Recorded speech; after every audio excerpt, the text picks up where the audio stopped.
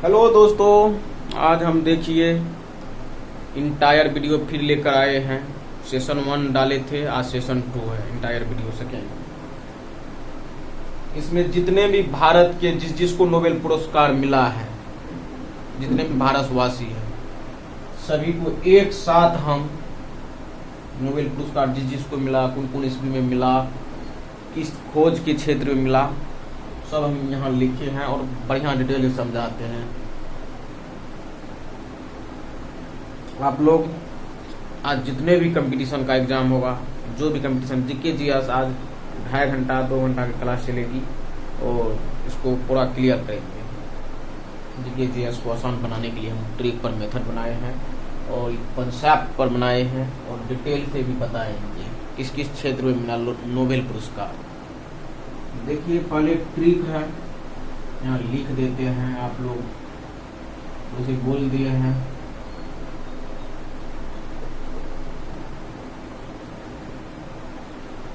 Nobel पुरस्कार मिलने वाले व्यक्ति, नोबेल पुरस्कार किस किस को मिला है? सब इंडियन है, सब भारत के आदमी को जिसको नोबेल पुरस्कार मिले हैं, भारत के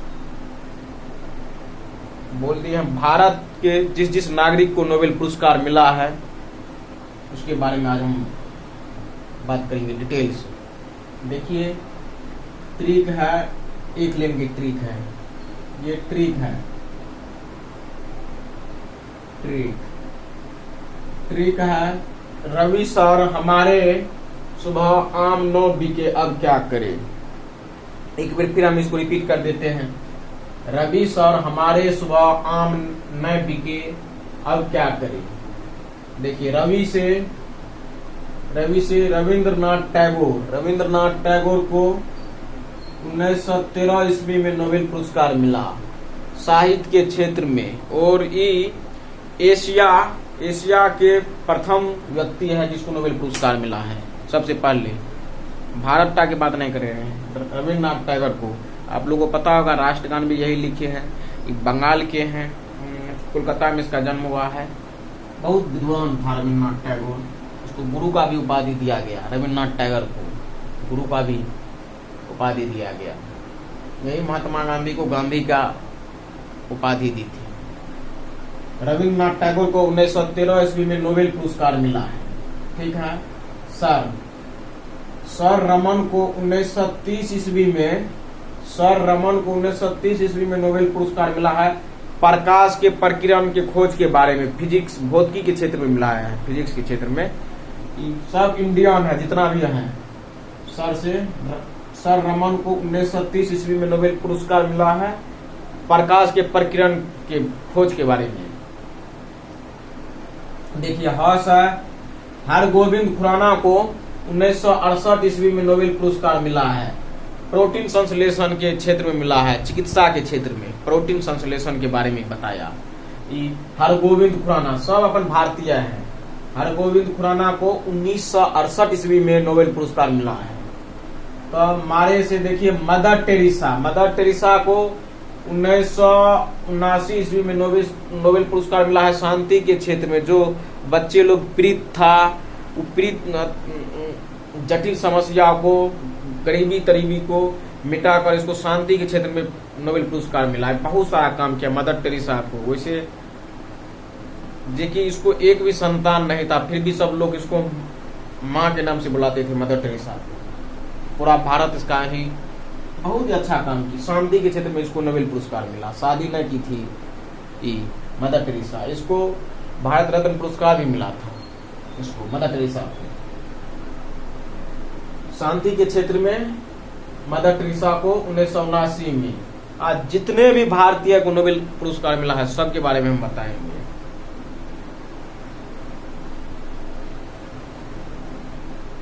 देखिए,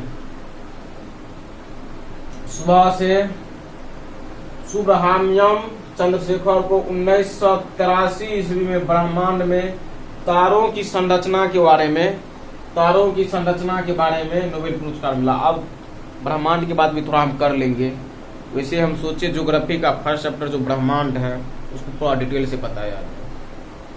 इसको तारों की संरचना, वामन तारा, रेड, ये सब लाल दानव, ये सब के बारे में आप लोग पढ़े होंगे ज्योग्राफी में। आज हम बताएंगे थोड़ा डिटेल से। जब ज्योग्राफी पढ़ाएंगे ना, एक दिन हम देंगे एंटायर वीडियो ज्योग्राफी का, 2.5-3 घंटा का पूरा ब्रह्मांड पर।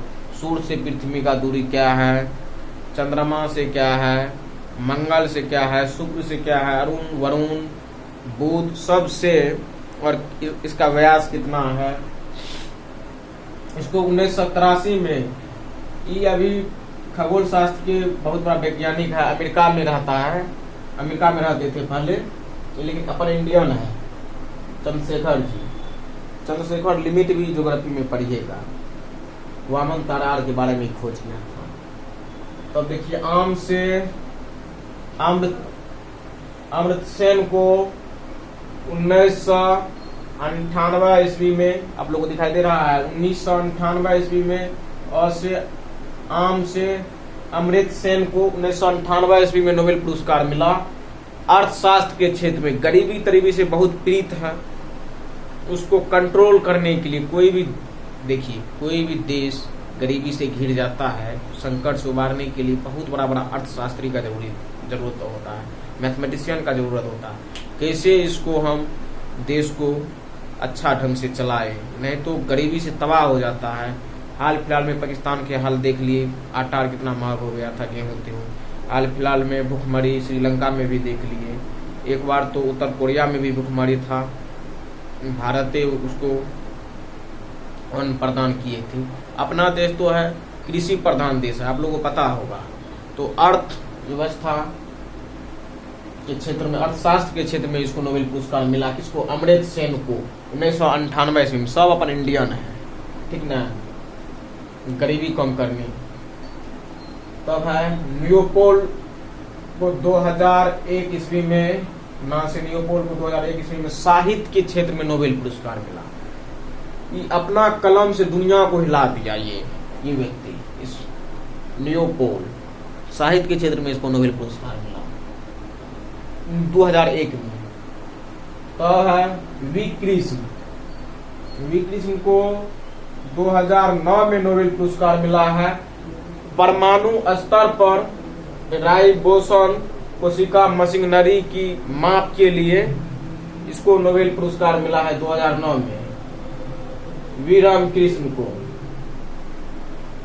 कला सत्यार्थी को 2014 में नोबेल पुरस्कार मिला है। बच्चों के शिक्षा पर यह जोर दिया, बच्चों के अधिकार पर जोर दिया। इसको उस क्षेत्र में, बच्चों की शिक्षा के क्षेत्र में, बच्चों के अधिकार के क्षेत्र में इसको नोबेल पुरस्कार मिला। कला सत्यार्थी को 2014 में। सब अपन भारत के। अब से अभिजीत बनर्जी के अलग है, के अलग है। जैसे कला सत्यार्थी विषय वी रामकृष्ण को 2009 में परमाणु स्तर पर राइबोसोम कोशिका मशीनरी के क्षेत्र में नोबेल पुरस्कार मिला है। कला सत्यार्थी को 2014 में बच्चों की शिक्षा के बारे में नोबेल पुरस्कार मिला है। अब से अभिजीत बनर्जी को 2019 में इसको अर्थशास्त्र पर नोबेल पुरस्कार मिला है। ये भी आप लोगों को पता होगा, डॉक्टर मनमोहन सिंह अपन इंडियन है, बहुत बड़ा अर्थशास्त्री है। ढेर सारा देश में इसका अर्थशास्त्र की बुक पढ़ाया जाता है। ऑक्सफोर्ड यूनिवर्सिटी से पढ़कर बहुत विद्वान है, भारत के गवर्नर रह चुके हैं, बहुत ग्रेट प्रधानमंत्री। ऐसा प्रधानमंत्री ले आते हैं क्योंकि सिंप्लिसिटी में रहता था।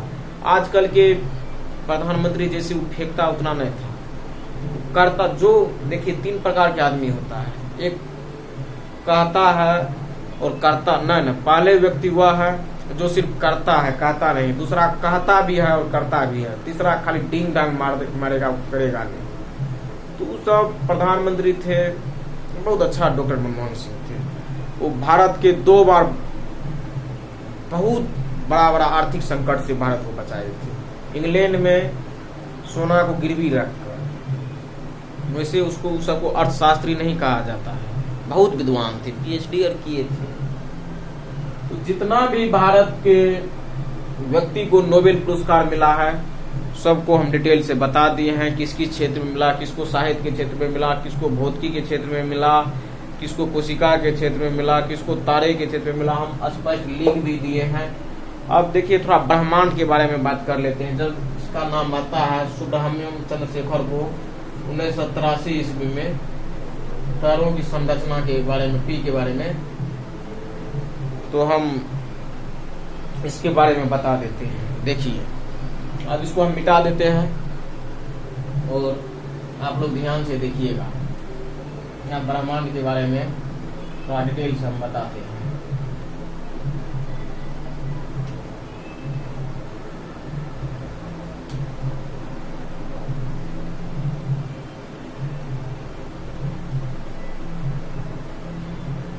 देखिए, ब्रह्मांड की अवधारणा आप लोगों को तो पता होगा। सौरमंडल में 8 ग्रह है, एक प्लेटो है, उसको नष्ट किया गया, अब उसको सौरमंडल की ग्रह नहीं मानता है। तो ठीक है, पहले बता देते हैं। जो ज्योग्राफी पढ़ाएंगे डिटेल से, इंटायर वीडियो उसमें पूरा हम डिटेल से बताएंगे।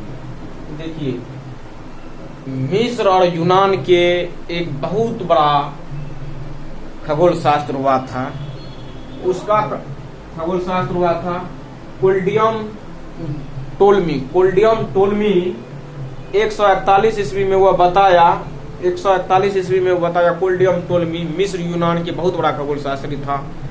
वह बताया कि पृथ्वी से है वह ब्रह्मांड के केंद्र में अवस्थित है। सूर्य और सभी ग्रह उसके चक्कर लगाते हैं और भूकेंद्रित प्रतिपादन कर ये बताया। फिर उसके बाद एक पोलैंड के 1543 ईस्वी में एक और बहुत बड़ा खगोल शास्त्री आया, निकोलस जी। निकोलस जी ने बताया पृथ्वी ब्रह्मांड के केंद्र में अवस्थित नहीं है। वो बताया सूर्य ब्रह्मांड के केंद्र में अवस्थित है और सभी ग्रह उसके चक्कर लगाते हैं। और उसका भी एक बहुत बड़ा क्रांतिकारी को जन्म दे दिया, वो बताया। और उसको भी उतना आइडिया नहीं था, वो आकाशगंगा के बारे में नहीं बताया। उसका सौरमंडल तक ही सीमित रह गया, सौरमंडल तक ही सीमित रह गया। निकोलस जी का पोलैंड के थे। तब उसके बाद इंग्लैंड का एक बहुत बड़ा खगोल शास्त्री आया, विलियम हर्शेल